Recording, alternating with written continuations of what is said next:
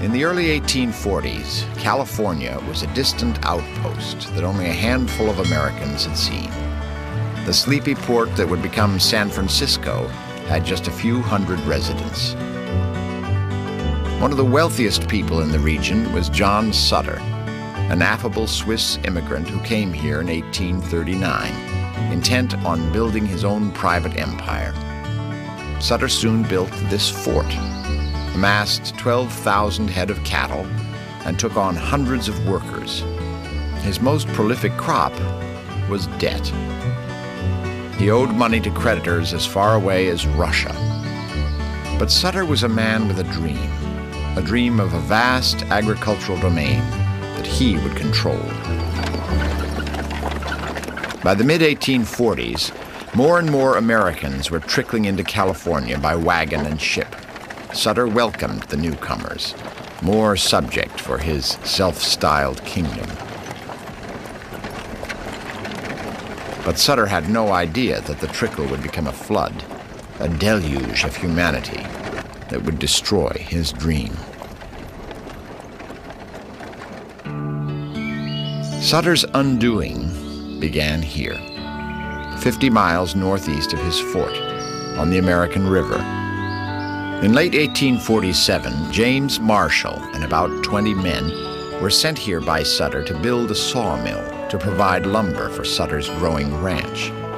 The sawmill was nearly complete when a glint of something caught Marshall's eye. It was January 24th, 1848. I reached my hand down and picked it up. It made my heart thump, for I was certain it was gold. The piece was about half the size and shape of a pea. Then I saw another. After making the greatest find in the history of the West, Marshall and the other workers went back to work.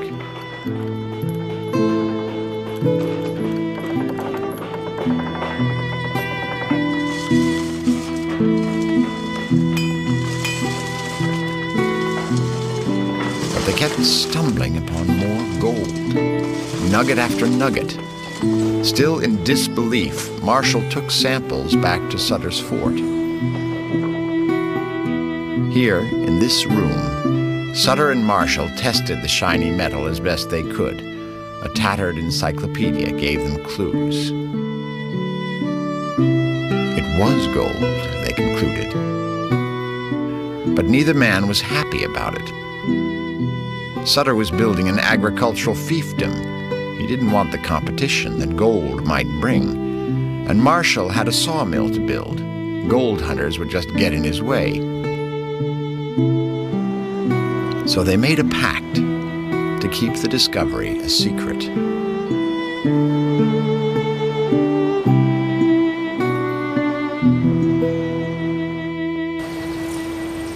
It wasn't long before stories of gold filtered into the surrounding countryside. But there was no race to the American River, not yet. The news of Marshall's gold was just another fantastic tale, too unlikely to be believed. The gold rush needed a booster, and Sam Brannan was the man. A San Francisco merchant, Brannan was a skilled craftsman of hype. Eventually, the gold rush would make him the richest person in California, but Sam Brannan never mined for gold. He had a different scheme, a plan he set into motion by running through the streets of San Francisco shouting about Marshall's discovery. As proof, Brannan held up a bottle of gold dust. It was a master stroke that would spark the rush for gold and make Brannan rich. When he started racing through the streets yelling gold, gold in the American River, he wasn't planning on digging for it, he was planning on selling shovels. And the first person who sold shovels got a lot more gold than the person who had to dig for it. Brannan keenly understood the laws of supply and demand.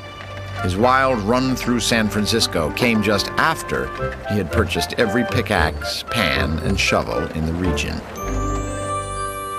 A metal pan that sold for 20 cents a few days earlier was now available from Brannan for $15. In just 9 weeks, he made $36,000. By 1848, whispers of a gold strike had drifted eastward across the country. But few Easterners believed. It was an age when rumors were discounted and government officials were revered. The gold discovery needed validation, and President James Polk delivered just that in early December 1848. The accounts of the abundance of gold in that territory are of such extraordinary character as would scarcely command belief, were they not corroborated by authentic reports of officers in the public service. Polk's confirmation reached deep into the soul of millions. His simple words were a powerful call to action. Farmers left their fields. Merchants closed their shops. Soldiers left their posts and made plans for California. Newspapers flamed the fires.